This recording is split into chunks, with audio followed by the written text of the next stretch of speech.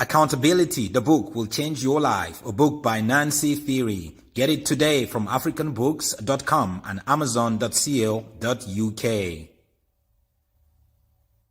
Hello, my name is Lindy Sherries and I used to be a sangoma. In this channel, I talk about everything, guys. Abokorobela, the secrets that we were taught not to share with you guys, how we used to trick you guys, the spirits, how everything works when you go to a sangoma for consultation, yamatambo. So whether you believe in God or don't believe in God, please check out this channel so we can talk about it. If you believe in God, let's share the gospel. If you don't believe in God, you can check out the channel too. I want to hear your opinion and I want people to actually share their opinion, not insulting me without saying why. Thank you, and I'll see you on my channel. Hello, everybody. Thank you so much for joining me on my channel. My name is Solomon. It's on chance they call me Solomon, so feel free to call me Solomon. I hope you're doing well today. I just got back from church. Depending on what time zone you were in, did you go to church today or you were getting ready for church? It's always important to go to church. Not the churches where you see taking charge.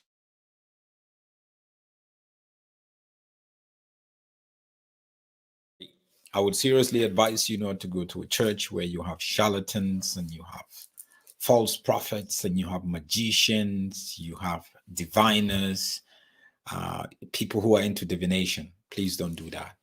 Please make sure you subscribe to the YouTube channel, Solomon's Temple. And may I also encourage you to please, if you're looking for wanting to, get your YouTube channel going, I do private YouTube coaching. Matter of fact, yesterday I had a session with someone, and a few days ago I was at a church. The pastor invited me. He wants me to train all the media team how to effectively use not just YouTube, but social media. So if you are a church, if you are a pastor watching, if you want to influence people, I will show you the whole packaging and how to really create a buzz around your YouTube where you can draw views and subscribers, because sometimes we want the short way, but I will show you the best way. So please get in touch with me, +27822129438. If you have a business you want to push, or God has put something in your heart and you want to talk to people about it, do so and get in touch with me so we can arrange that for a small fee. Or we can arrange that whether you are in ministry, you're not in ministry, you're a woman, you feel you really want to do this, or you have a YouTube channel already, but it's not going the way you want it. So please get in touch with me. Yana Paul said, it's raining here, so I'm stuck at home. Worship online, though. Great, Yana. What part of the world are you, Yana? Let us know. Mwape says, like the video, please. Yes, of course, guys. Please like the video. Sipo, thank you so much. Good to have you here. Mwape, you are out in Ndola, the beautiful country of Zambia. Thank you, Bongani. Awesome to have you here also. So, one thing with false prophets is they try to defend each other. The whole thing about having a spiritual father and a spiritual daughter and a spiritual son, you have to understand the way the relationship works. The relationship works in such a way that where the one depends on the other, right? In so many different ways. The one, because they are very immoral people, they know their lifestyle, a lot of it is contrary to scriptures. So first, this spiritual soul, spiritual daughter thing is for me to be able to penetrate a new crowd. Maybe the spiritual father has influence and has a big crowd, so the spiritual son is trying to connect. But then the spiritual father will now tell the spiritual son, you also have to pay me your tithes. In case you don't know that happened. Or you have to give me a seed offering every 3 months, every 6 months. That's what they do. So it's a business transaction, technically. And also, when they are now caught up in immorality, sexual immorality, financial immorality, spiritual immorality, the father now defends the son, or the son now defends the father. So when you see people who are defending someone like Makandiwa, it's either they are blind or they are actually doing that because tomorrow when they get into trouble, he's going to do the same thing to them. And that's the same thing that happened with, we see the relationship between Bushiri and Uebert Angel. Uebert Angel, obviously, is a charlatan of note. He submit to a guy called Bishop Boateng in Prophet Boateng in Ghana, and then Bushiri now submits to him as a spiritual son. So Bushiri was in South Africa for like 5-6 years, got very big, deceived people, got money from people, became very, very popular and all that. And then boom, his sexual immorality, financial immorality was not brought forth. And who best to defend him than his spiritual father? What did Bushiri do? He was arrested, spent about 3 weeks in jail with his wife, got bailed, boom, he ran away. And when he ran away, people were saying, did he run away through the flight of the president of Malawi who was here around that time? Or how did he leave? But in explaining how Bushiri escaped from South Africa, you can understand the foolishness of these charlatans and false prophets. I'm going to play you a video that Uebert Angel defending or explaining how Bushiri escaped from South Africa. This is very childish explanation of how he escaped. It's a very foolish explanation of how he escaped because he thinks we're fool, obviously. And it's a very shallow explanation of how Bushiri escaped from South Africa when he was bailed. So this is Uebert Angel, and this is what he has to say. Let me start it from the beginning, right?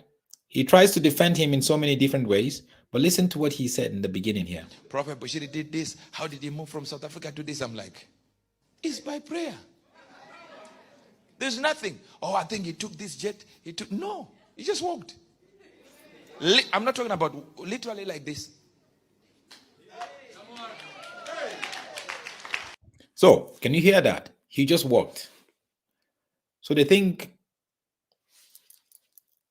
you see, that's how when they talk to people who think when people are shallow people will just accept it. He just walked. He walked. This guy ran away, escaped. But the spiritual father had to defend him. He makes money from him. Remember? Let me rewind it, take it back, and play it again. Prophet Bushiri did this. How did he move from South Africa to this? I'm like, it's by prayer. There's nothing. Oh, I think he took this jet. You hear that? By prayer. What is he trying to say? You see how deep these guys are in trying to explain how Bushiri escaped with millions and millions of rands that he defrauded people. You're saying he left by prayer. He just walked.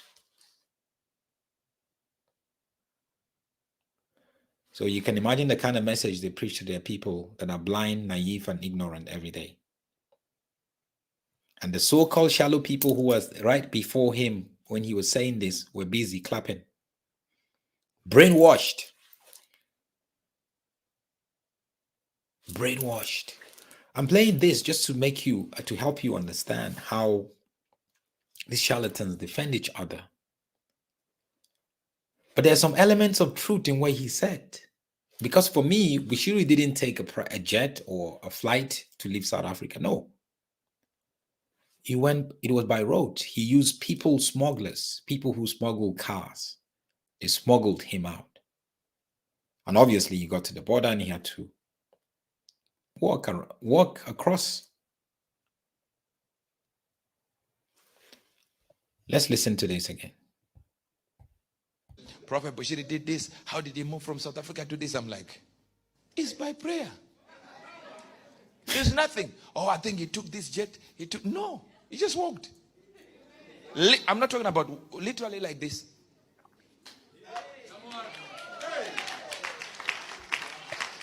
So he's trying to tell us what? He walked from Johannesburg, South Africa to Blantyre, Malawi. You know the distance. He just walked.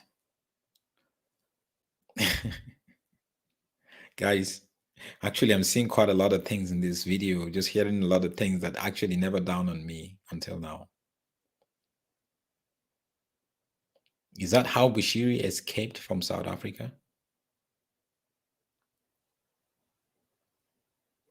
In trying to explain, in trying to explain the crime of Bushiri escaping from South Africa, jumping bail, he actually trying to make it spiritual and make it like supernatural in a way that people would now be captivated by that and think that God is in it. God has nothing to do with it. You stole from people and jumped bail, and now you're trying to bring some supernatural intervention to it. Never, never, ever. Doesn't work like that.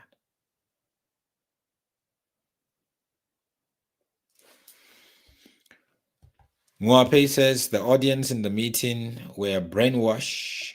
The same thing from Yana. The congregation has been brainwashed.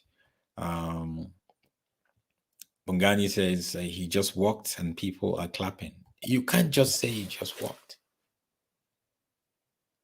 He just walked. Bushiri escaped from South Africa. Now another leader, his spiritual father, trying to explain that. These guys, they think everyone is shallow. So they are masters of lying. And when they lie, they try to bring a supernatural angle, a spiritual angle to it. Because they've been selling to people a supernatural state, supernatural life that is based on lies. So they need to use one lie to cover another lie and another lie to cover another lie. So when you are smart and you have wisdom, you have the Spirit of God, you begin to analyze and investigate this, you would find out these are layers and layers and layers and layers of lies. Simple. So he must not come around and play with us and think that we are you're trying to explain to us how Bushiri escaped from South Africa. Uebert Angel.